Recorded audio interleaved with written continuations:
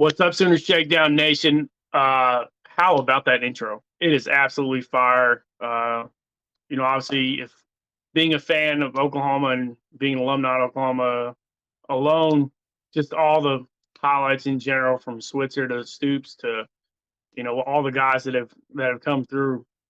Just really wanted to get a good intro, and the guys really hooked it up this year. All right, let's get straight to it. Weekly headlines. Seth Latrell coming out of North Texas. So a little shout out to North Texas today. They'll be playing in the NIT championship. Kid from my hometown, absolutely balling down there. So I'm rooting for North Texas today in the NIT Pro Day. Pro Day's going on right now. Some guys, we brought some old faces. We got Ron Broyles there. We got some obviously new faces. Deshaun White. Wanya Morris is not going to compete because of his injury at the combine, but will compete April 11th. So that'll be good to see him just, get his time, in the sun. A lot of scouts there right now. A lot of scouts. We wish we could be there. I just had a little problem getting credentials, at really late in the game. So there's always next year. So there's that. All right, let's get right to Seth Latrell. Obviously, part of it was brought on as an offensive analyst. Really good. Sooner in general. Sorry, Baker's in here being crazy. So say hi to Baker. He's coming at me right now. Seth was born in Muskogee. He's an Oklahoma kid. Went to school at OU. Absolute guy. And he, bleeds crimson cream. He's been a really good guy. I really just don't think he got a fair shake at North Texas, to be honest with you. And, played fullback and linebacker in high school, 1,300 yards rushing, 29 touchdowns his senior year. He was a dude. Was part of the national championship team in 2000. Him and Jeff Levy, obviously, really, really good friends in general. So you can see them day one in practice. They were really clicking. And it was just good to see that he feels at home. Obviously, he's won a state championship. He's won national championship. He's been a head coach, and just different aspects.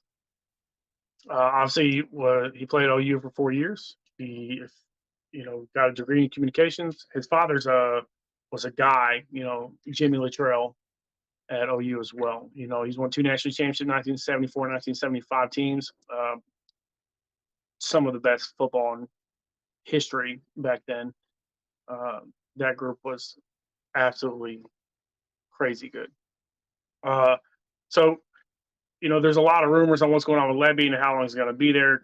Could Latrell be the offensive coordinator moving forward if Levy moves on? But talking to Coach Levy, he wants to be here, and he wants to bring an 8 national championship. Sure, you sit down and you check opportunities when you can. Nick Saban comes calling. He's been a phenomenal coach, if not the best college football coach in the history of the game. And so he comes calling. You have a cup of tea for sure. And he wants to be here. He wants to help coach the guys. He wants things to be going well, and that's the whole aspect of what we want to see. Coaches that want to coach and want to be here. And they keep bringing in just a phenomenal staff right now. But key things they keep bringing in is the Board of Regents just approved the new facility. And Coach Vanderbilt want to talk about it, like, what you want to do about bringing in a new facility. What was your plan here? Why did you decide, you wanted this would be a big push? He wants. They have a pretty nice indoor facility as it is. Obviously, we're not Southern California where you got to worry about running a 40 time today because of the rain. And oddly enough, we are getting some storm today, and we have an indoor facility, so we don't have that worry today about having an outside facility. Not worry about it. But the good thing is that what they have approved is $175 million funding for a new football operation facility, which built on the east side of Gaylord. The facility will include state-of-the-art facilities, practice field, improve strength and conditioning resources, training area, meeting rooms, and locker rooms. Uh, I mean, to come to Oklahoma and understand the legacy and everything that they've brought in, you, you want to teach tradition, but you also want to show that, hey, we're a building brand as well. And Jordan Brand on all the brand new locker rooms and facility in general will just look absolutely fire. And I know you guys are excited to see it. I know I'm excited to see it. As part as an alumni, and I cannot wait to get there when it's fully done and just watch games on Saturday in general. Um, well, and that's good for the facilities and that's good for the headlines. But hey, let's get right to camp. Camp is underway. Uh, and we want to stake claims and we want to do different things. They're bringing a lot of guys in right now. 13 transfers that all were starters in one aspect or another on the previous teams. Dason McCullough, who I continue to rave about, has continued to look good. I will get to my freshman five in a second because there's 3 or 4 guys right now that are looking phenomenal. They've got a recent transfer from Texas Tech, the safety, who they feel like they can move wherever they want to, but he's a really strong asset in the back end, and obviously hits very hard, has no problem coming down and hitting you. Has this really big vibe about him. I get Tony Jefferson vibes about he's not afraid to tackle, but he's got good range, and I think you're really going to like him this season. Out of the 13 transfers, 4 of those were defensive linemen. And I know I keep talking about Dason McCullough, his ability to play linebacker, defensive end, the cheetah position, which I really think he's going to play unless Peyton Bowen just absolutely shows what we think he is. But he obviously, Venables was a little worried about his depth and overall play on the defensive line. You got Reggie Grimes and you got a few other studs there, but depth wise, we just really have it. And moving forward, it's good to see him willing to bring in the transfer portal aspect that he has, and he has done an amazing job doing that. My phone is blowing up right now just talking about OU football and the pro days going on. Pro days looks like it's going really good. Let's get a quick update. Eric Gray ran a 4.62 unofficial, or official time 4.62. I was really hoping for a 4.5 out of him, but 4.62 is right on the cuff, so I'm okay with that. Just a really quick update of the pro day. Camp is going so well for some guys that you really were hoping it would go well. Jaron Koenig, if you guys don't know, he ran a 10.400. To give you an idea, Tajay Spears, one of the fastest running backs in this upcoming class for Tulane, he ran a 10.6 in the 100. And Koenig is that guy. The linebacker core is going to be studs. Stutzman looks good. Koenig looks good so far. Dason McCullough looks like he's going to play the cheetah position. He's looked the part, if not one of the fastest guys on the team, and he's a linebacker. That's mind blowing to me. He's been compared to Isaiah Simmons, on the Freak 50. It's cool to see that. I'm just really excited to overall check that out. Guys, I want to get to my freshman 5. The freshman 5 for me is going to be a group of guys that really just stands out and who I think will be an asset day one.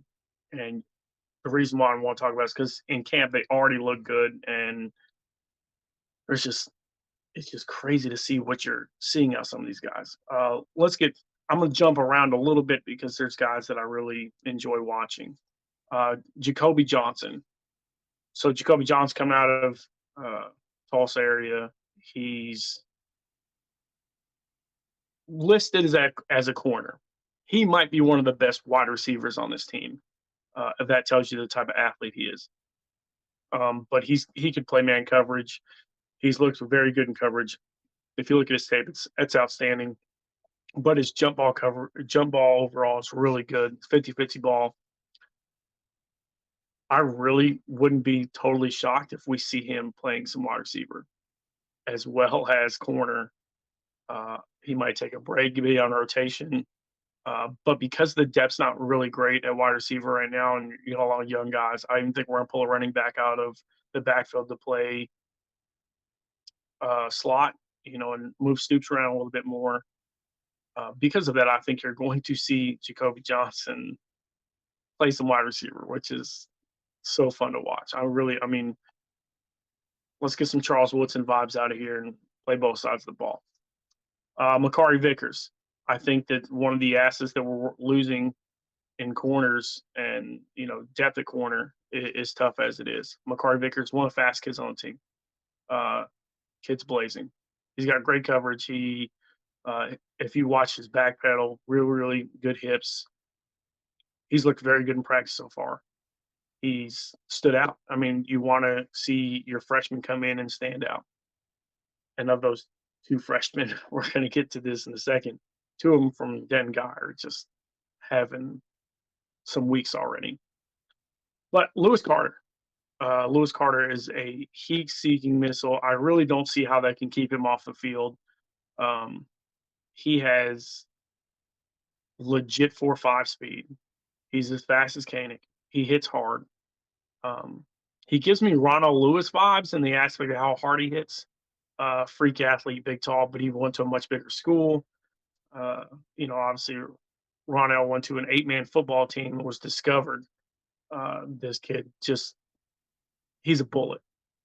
We're talking to a lot of the guys at practice. You can just see him want to headhunt, and they can't wait to really, really start hitting pads and pushing forward and stuff like that. You're seeing a lot of drills right now, and spring game coming up April 22nd. Watch out for Lewis. He ain't gonna get no hit on a quarterback, but he's gonna give somebody some trouble, and that's fun to watch. My next guys are. I'd love to talk about Peyton Bowen, but I keep talking about him. We'll just give him a little quick love. His sister just passed away after giving birth to a child. There is a GoFundMe for that. Go check on that. It's been tough on the entire family. So as well as we love to see players on the field, we have to look out for them off the field. They have a GoFundMe that's for the funeral and taking care of the baby as well. So go check that out. PJ Adebayo. Listen, I've been on this train, and I'm gonna stay on this train because as good as his brother was at the combine, ran a 4.49 40 at 280 pounds. He doesn't set the edge and attack like PJ does. PJ's legit downhill, come at you, scare you right away. He tackles very well. Gives me Danielle Hunter vibes like you wouldn't believe. He could bounce inside and outside like Tommy Harris. And we haven't had a Tommy Harris type of player in a long time. And I even talked to Gerald McCoy about it personally. He thinks Tommy Harris one of the greatest football players he's ever, encountered. And Gerald McCoy's no slack, by the way. But PJ, I think, is going to be an absolute grab. I think he tears it up day one. And him and Reggie Grimes together is going to be so fun. I feel bad for anybody on that side of the ball that has to worry about those two. I don't think there's a tackle and a guard on the right or left side combined in college football that can handle both of them. I just don't see it. And that's what's going to be a blast to watch. All right. You guys, you've been wanting to listen. You've been wanting to know what's going on. Denton Guyer phenom, Jackson Arnold, has been balling in camp. Levy has already talked about how it seems like he already knows the entire playbook, and the guy's barely been there. He knows the playbook. He looks the part. He's throwing dimes in practice. I am telling you, I've been on this, and as much as I love Dylan Gabriel, I think he's, a very, sustainable quarterback. I just don't think he's a guy that, hey, let's go chase 8 with Dylan. Uh, Nothing against Dylan. It's just when you got a guy with the stature of Jackson Arnold, who I think is very easily the top quarterback in this class, and that's saying something because this might be the best quarterback class that we've seen in years, and I mean like 10 years. And I think that he is just above the rest. And if you're saying that, just tells you how good of a football player is. And Dylan's just not in the same category. I love Dylan, but and he's a good kid, but he ain't Jackson Arnold. You can see how he spins it. You can see the players are, you know, just want to come towards him. Like, I mean, he's just a leader already, and he's a freshman. So we really hope for players like that. You can see his swagger on the practice field, and it's just fun. Which gets me to the depth chart. And I think that my pre-release depth chart, you looked at our lads and compared to mine, I think you're going to see that. We'll go straight down the list. I got Ethan Downs at defensive end, uh, along with Kelly Jordan at nose tackle, Isaiah Coe, Reggie Grimes, Danny Stutzman at will linebacker, Jaron Koenig at middle linebacker. Jason McCullough is going to play strong side, aka Cheetah. And I also think that he's going to move into the defensive end role, uh, where you're going to see Reggie Grimes and Ethan Downs rotate. I think you're going to see plenty of Dason McCullough, and you're going to see Peyton Bowen moving to that position and play the Cheetah as well. But I also can see Reggie Pearson move to the Cheetah if he doesn't play free safety all the time because Lawrence Key's still here. Williams Gentry's looks good. Spears Jennings looks good. So you're going to see Pearson moved a lot. And I've said that in the beginning. Him and McCullough are going to wreak havoc this year. And I am telling you, you're going to be really excited to see that. Let's not take anything away because Billy Bowman is a absolute stud. In the second practice, Bowman and Stoops got in a little scuffle. Hey, props to you, Drake, for standing up. But I'm sorry, Billy Bowman's a man. I mean, that kid is absolutely shredded, and you do you, Stoops. But I wouldn't catch that guy in a dark corner to save my life. He's absolutely shredded. Woody Washington coming back, he looks very good at corner. He's matured quite a bit, talking, to a lot of the guys. They really think he's going to show out at the combine this coming next season. So watch out for Woody. I think he has the big year. I'm really excited about the defense in general. I think it's just a lot deeper than we've had in a long time. As for the offense, it's going to be full of transfers and all kinds of craziness. Let's start right off the way. Andrew Anthony, I think, is a very good move from Michigan to Oklahoma. Jalil Farouk, I think, is going to have a phenomenal year. Drake Stoops going to play the Y. Then you got offensive line, which I think is a position that really needs to be focused on because you got so many guys that have left, Wanya and Anton Harrison leaving. You have to replace both of them. So you got Walter Rouse playing. Then you got McCade Mountaire is going to play left guard. Then you got Andrew Rames going to play offensive center. We expect that. Then you got Caleb Schaefer, right guard. Just hopefully he comes back healthy. I'd like to see that. Tyler Guyton, he needs to come back a little healthier, but he's going to be the starting right tackle, I think, compared to, where we got Rouse playing left tackle. Really expect him to play well, just like he did Stanford. Austin Starner comes tight end. Then you got Blake Smith, who also looks really good, and Caden Helms. The tight end room is loaded. It's going to be a lot of fun to watch. That's a group that we just love to watch anyway. especially in the growing age of football. Stogner coming back is, you know, in open arms. We really appreciate him in general. Dylan Gabriel's starting quarterback right now. Jackson Arnold's the number 2. I don't have, you know, Booty or anybody else ahead of him. However, we do have a new face in, quarterback room this year, and that's Barry Switzer's boy. Uh, his grandson's there, and that's really really fun to watch and see him just be here and being at Oklahoma. It's just going to be that's a good transfer. I'm real excited for that. Javante Barnes, Gavin Shawcock, and Major are going to be your 3 running backs, and then you got the other guys are going to move forward. I think you're going to see a lot of, back forth on guys like uh, Bunkley Shelton or Shelton, are going to play slot receiver or Y. Jaden Gibson's going to play some wide receiver. Gavin Freeman's going to move from the running back to slot receiver, he was, preferred walk on, and had a day, a moment last year. So really excited to see that. But overall, that's what we expect out of all these guys, and such a really good group,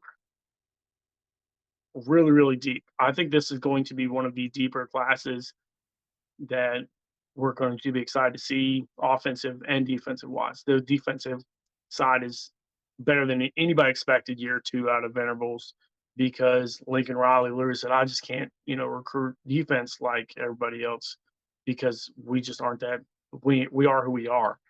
And Coach Venables absolutely smashing the aspect of we are who we are, and the aspect of we are Oklahoma, and we are a top 2 program in history, and that's pretty awesome.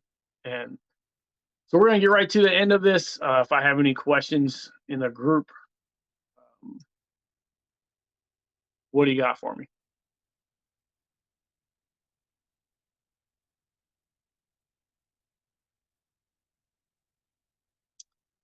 Okay, well, it looks like I don't have any questions going on.